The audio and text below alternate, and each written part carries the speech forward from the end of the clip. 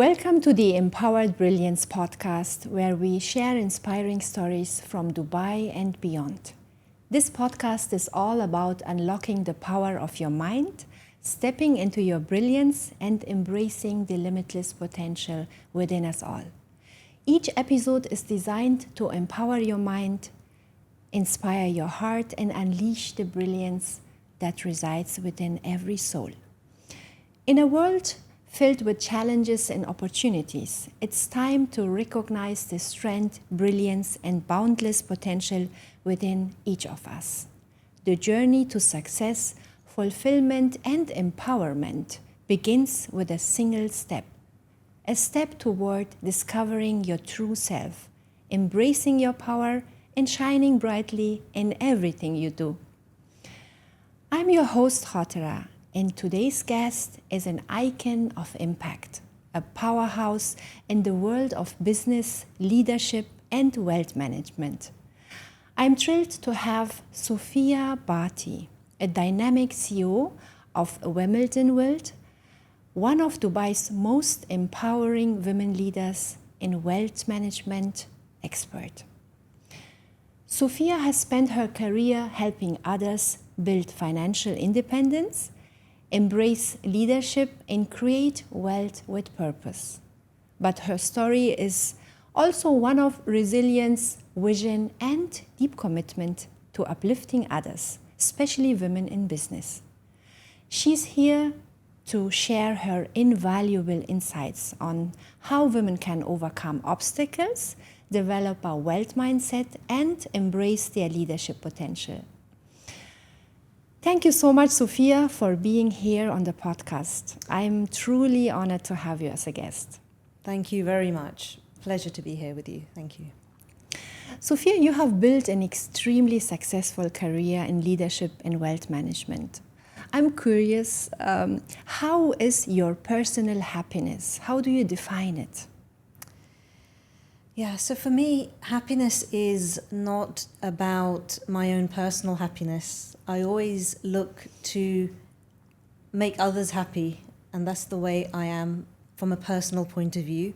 And with that, I follow that through in my business as well. So whether it's someone who maybe an employee of mine or a client of mine, I'm always looking to make people happy. So with employees, for example, I would like to create an atmosphere where, we're all content.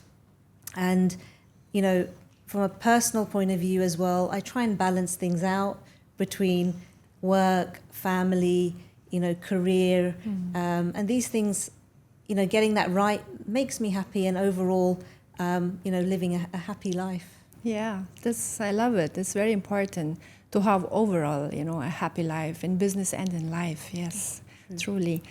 And success, Sophia, is also different to everyone. Everyone has a different definition of success.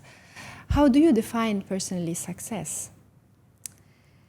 I think success is, for me, I've always given myself a target or a goal to achieve. And when I've achieved that, I feel like, okay, from a business point of view, this is success for me.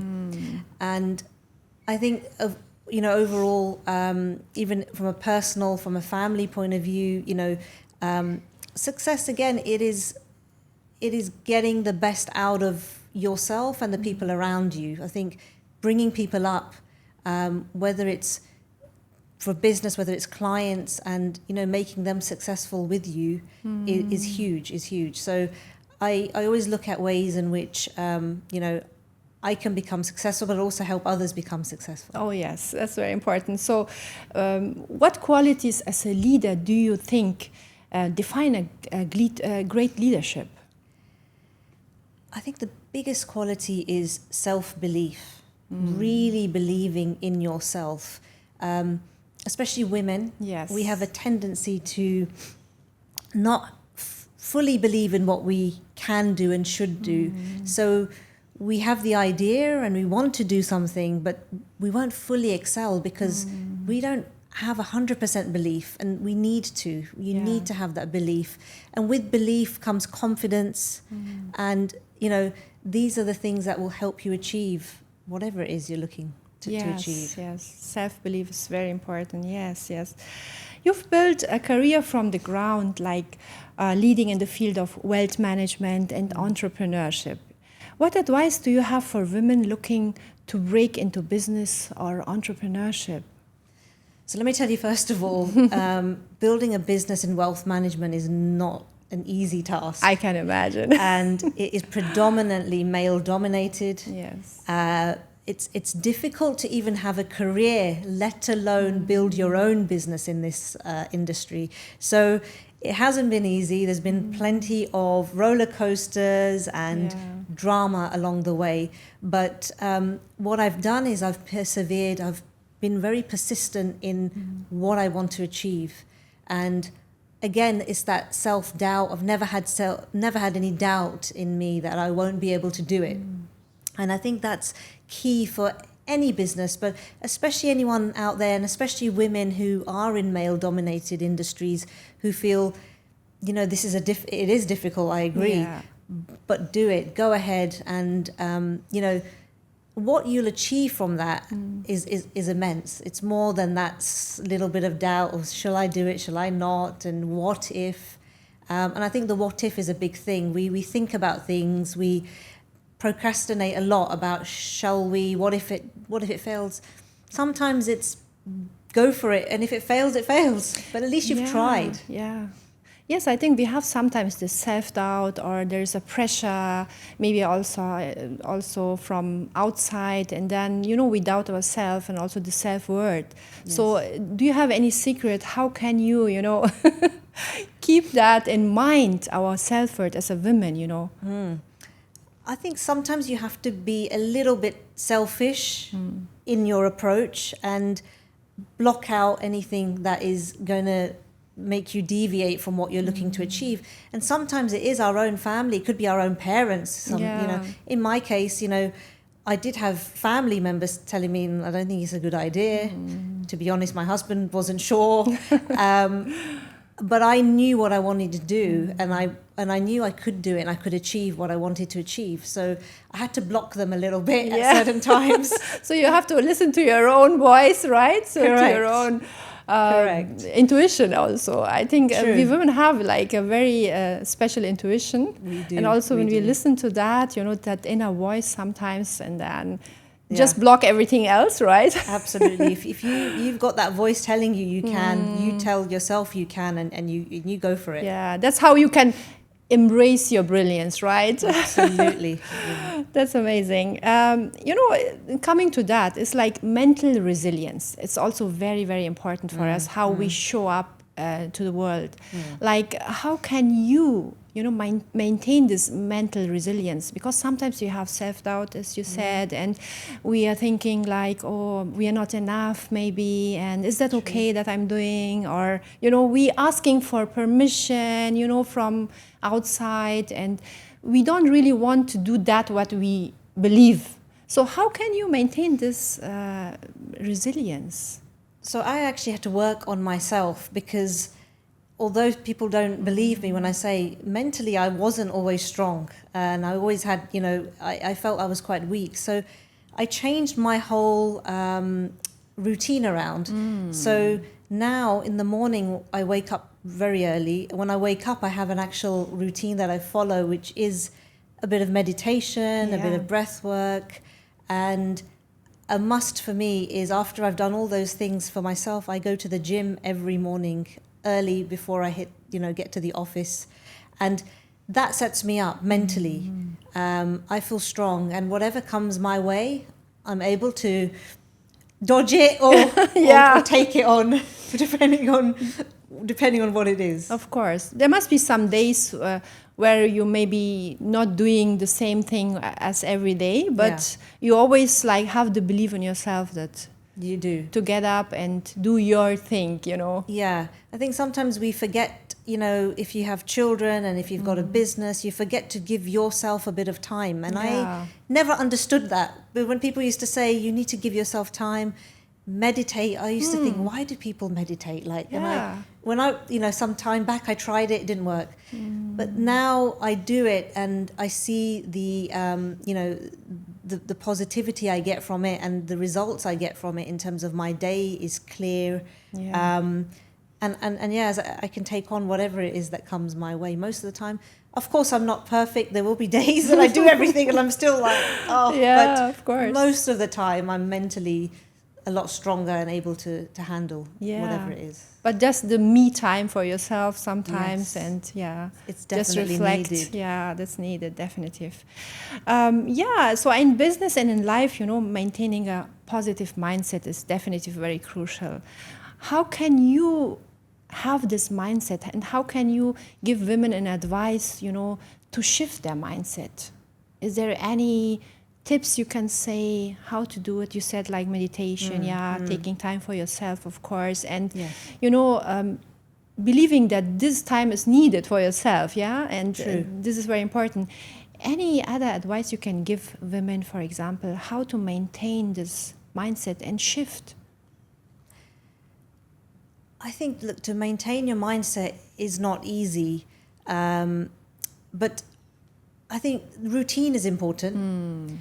If you don't have a routine, you're waking up every day thinking what to do, and things can come your way that could essentially not set up the day you'd wanting it to. So I think if you have a routine, for me anyway, I need to know this is what I'm going to do, X, Y, at this time. And things, as I say, things sometimes don't go to plan, and other things come into your day that you weren't expecting. But I think one thing that I think is true, women are able to take on a lot more than, not just than men, but they are much, much stronger mentally if they really believe that they're stronger and believe in themselves. Then we can have families at home, we can have, multiple businesses, and we can still show up and be strong. So I think, have that mindset of, I believe in this, I can do it, and have a routine. I think routine is quite very important, and believe in yourself, have self-worth, believing, and have this routine to continue whatever you have in your mind, right? Correct. To achieve anything you can. Absolutely. That's amazing. And as a successful leader and advocate, Sophia, how do you believe women can fully recognize the word and step into their true power, like both personally and professionally? For example, they want to cultivate a wealth mindset. How can they do that? What's the secret? I think from a wealth point of view, it's actually educating yourself on certain things, whether it's leadership, whether it's wealth and how to improve your financial well-being. I think a lot of people stay away, look at it, think, it'd be great to become a leader, it'd be great to be in good shape from a financial point of view, but they just need a little bit of education. So I do a lot of work with women where I give them some financial education, explain some concepts that they feel they didn't understand or confused them or even scared them in some cases, but simplifying them. And then they realize and say, actually, that's not too bad. Now I understand. So I think sometimes you're looking at things from far and they look quite, in a way, you're scared. You're thinking, I can never be a leader, or I can never be in great financial shape, or manage my wealth, because they don't understand certain concepts. So take a step to just give yourself a bit of education, whether it's, talking to someone in the industry like myself who can give some advice and explain some simple concepts or where to start. And I think it works both ways, in wealth and in leadership as well, to start to understand concepts and, take some steps towards, and you'll get there quite easily if you make that step. Yeah, you are a great example for that. That we can get there, definitely. Definitely. So everyone can, as a role model and expert in wealth management, I think you are a great example that everything is possible, and we just have to believe in ourselves. Very true. Yeah. Very true. Sophia, I have some short, sweet questions for you. So imagine if you had a magic wand and you could instantly give women a superpower. What would it be, and what would you tell them?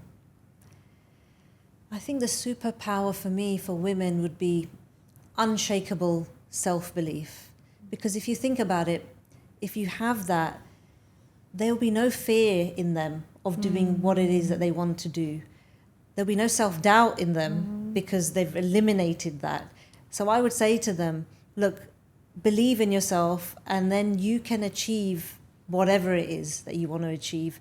We would get rid of all those little small inconsistencies and things that come up if you can eliminate and have really strong self-belief for women. So that would be my superpower to every woman. That is amazing. Yeah, definitely one of the greatest things we can do. Yeah, because with that we can achieve really anything we want. Yeah, absolutely. To believe in ourselves. Yeah, and have the strength.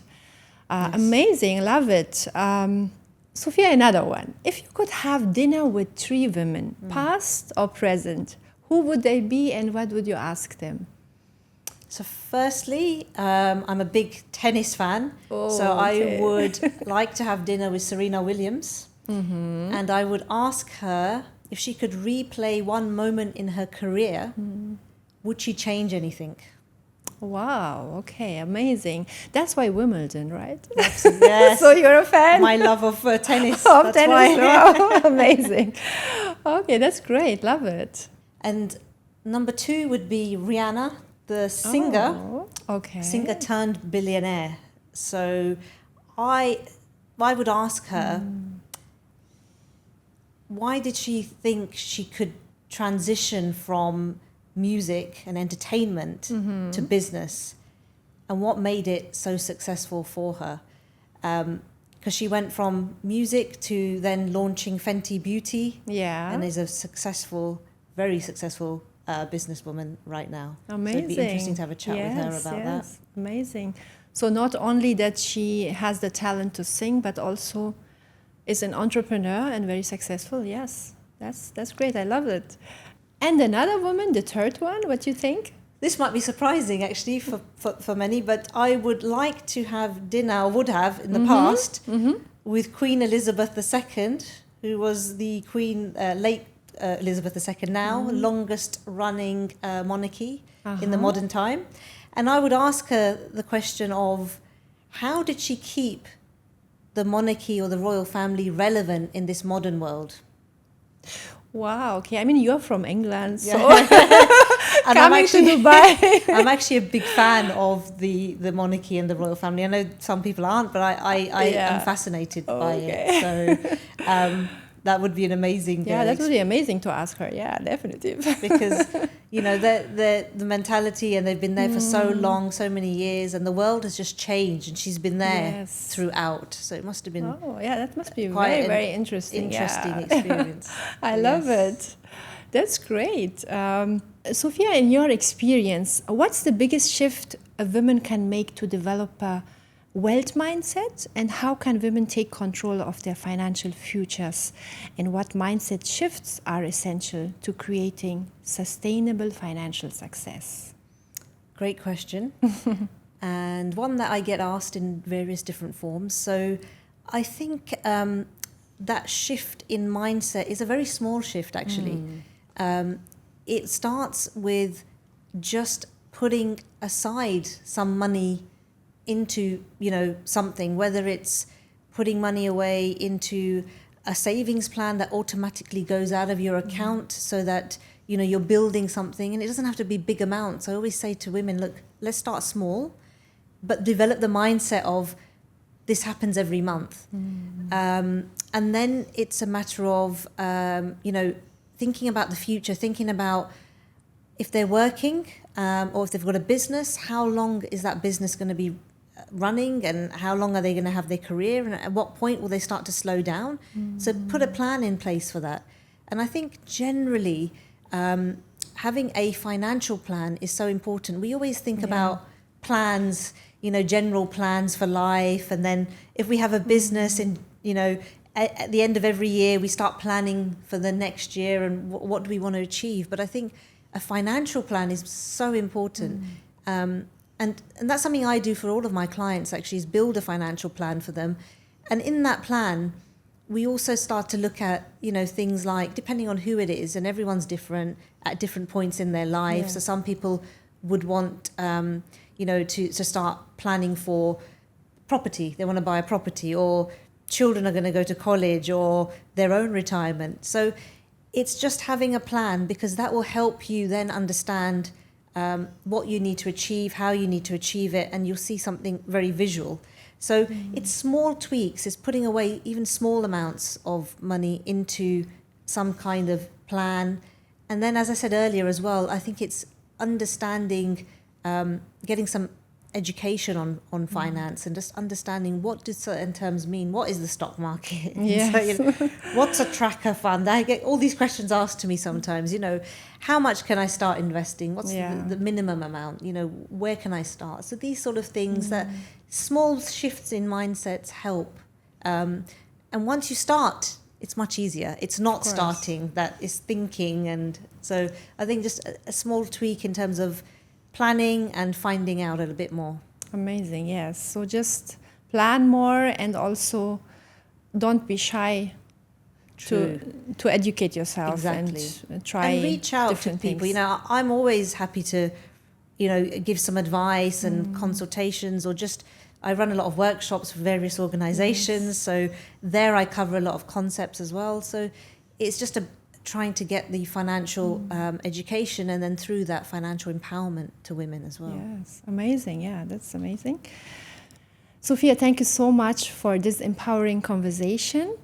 I truly believe that our audiences will be empowered, inspired by your skills and insights you gave to them.